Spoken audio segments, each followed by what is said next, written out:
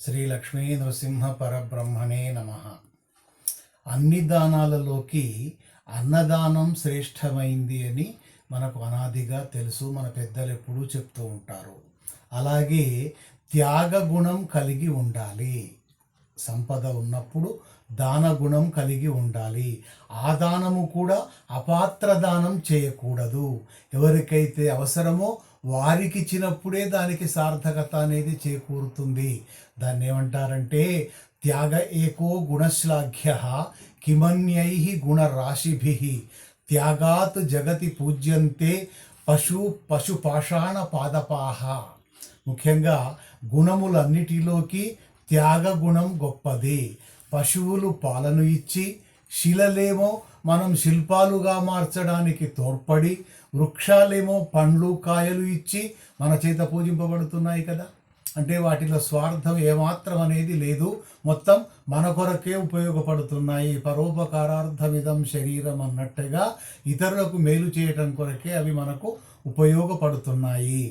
ఇక రెండవది తురగశత సహస్రం గో గజానాంచ లక్షం కనక రజతపాత్రం మేదినీం సాగరాంతం విమలకుల వధూనాం కోటి కన్యాశ్చ దద్యాత్ నహి నహి సమమేతై అన్నదానం ప్రధానం.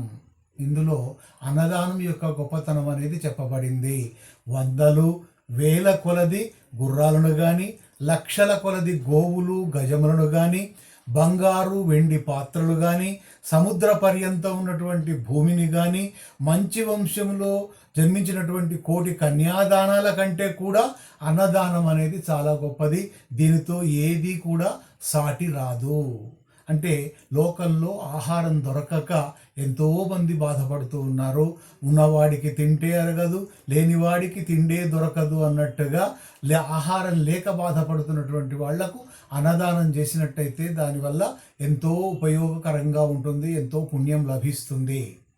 దరిద్రాన్ భర కౌంతేయ మా ప్రయచ్ఛ ఈశ్వరే ధనం వ్యాధితస్య ఔషధం పథ్యం నీరుజస్య కిమౌషధం. బీదవానికి ధనం ఇవ్వడం వల్ల సార్థకత పొందుతుంది. ధనవంతునికి దానం చేసినట్టయితే ఏం ప్రయోజనం?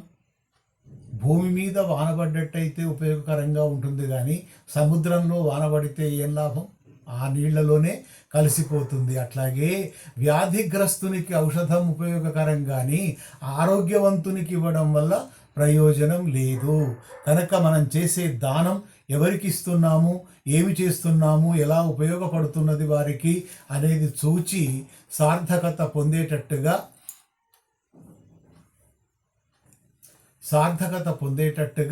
చక్కటి దాన ధర్మాలు చేసినట్టయితే మన ధనానికి ఒక ప్రత్యేకత అనేది, సార్థకత్వం అనేది ఏర్పడుతుంది. మరొక విషయం ఏంటంటే, మనం సాధారణంగా చూస్తుంటాం లోకంలో ఫంక్షన్లు, వివాహాది కార్యాలు, శుభకార్యాలు, అశుభకార్యాలు ఏవి జరిగినా కూడా టన్నుల కొద్ది ఆహార పదార్థాలను విసర్జిస్తూ ఉంటారు, అనవసరంగా పారవేస్తూ ఉంటారు. ముఖ్యంగా ఈ బఫ్ సిస్టమ్ అనేది భోజనాలు వచ్చిన తర్వాత ఇష్టం వచ్చిన రీతిలో ముందుగానే వడ్డించుకోవటం, తర్వాత ఆ విస్తర్లో అనేక పదార్థాలు పెట్టి పారవేయటం. తిండి లేక ఎంతోమంది బాధపడుతున్న వాళ్ళు మనం ఈ ఆహార పదార్థాలను చెత్త బుట్టలో వేసినట్టయితే, చెత్త డబ్బాలో వేసినట్టయితే వాళ్ళు ఏరుకొని తిని తమ ఆకలిని తీర్చుకుంటూ ఉన్నారు. కాబట్టి అన్నం పరబ్రహ్మస్వరూపం గనక ఎట్టి పరిస్థితిలో ఆహారాన్ని వృధా చేయకూడదు. ఇక దరిద్రాన్ భర కౌంతేయ మా ప్రయచ్ఛ ఈశ్వరే ధనం వ్యాధితస్య ఔషధం పథ్యం నీరుజస్య కిమౌషధం. దరిద్రాన్ భర కౌంతేయ, బీదవానికి దానం ఇవ్వడం వల్ల దానికి ఆ ధనానికి సార్థకత అనేది కలుగుతుంది. ధనవంతునికి ఇవ్వడం వల్ల ప్రయోజనం అనేది లేదు. ఎట్లా అంటే వ్యాధిగ్రస్తునికి ఔషధం ఇవ్వడం వల్ల, అంటే జబ్బుతో ఉన్నవాడికి మందునిచ్చినట్టయితే ప్రయోజనం కలుగుతుంది, కానీ ఆరోగ్యవంతునికి మందులు మాకులు ఇచ్చినట్టయితే దానివల్ల ఏమి ఉపయోగం?